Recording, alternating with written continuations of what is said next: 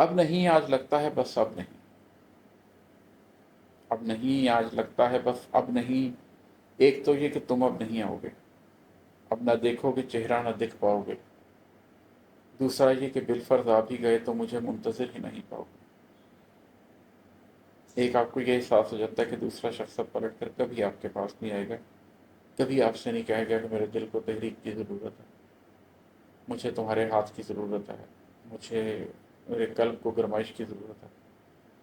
اور دوسرا آپ کو یہ بھی احساس ہو جاتا ہے کہ میں بھی آخری دفعہ اب رو ہی لیتا ہوں اس غم کو، میں مزید انتظار میں نہیں رہ سکتا۔ تو اب نہیں آج لگتا ہے بس اب نہیں، ایک تو یہ کہ تم اب نہیں آؤ گے، اب نہ دیکھو گے چہرہ نہ دکھ پاؤ گے، دوسرا یہ کہ بالفرض آپ ہی گئے تو مجھے منتظر ہی نہیں پاؤ گے۔ جی میں ڈرتا رہا ہوں مگر اب نہیں، خود سے لڑتا رہا ہوں مگر اب نہیں، آج ساری عداوت ختم ہو گئی، آج ساری عبارت ختم ہو گئی، تم سے ملنے کی حاجت ختم ہو گئی، بھائی تم سے شکایت ختم ہو گئی۔ وہ جو عداوت تھی وہ عداوت تو تھی ہی اس بات کی کہ غلط راستے میں نہ جاؤ،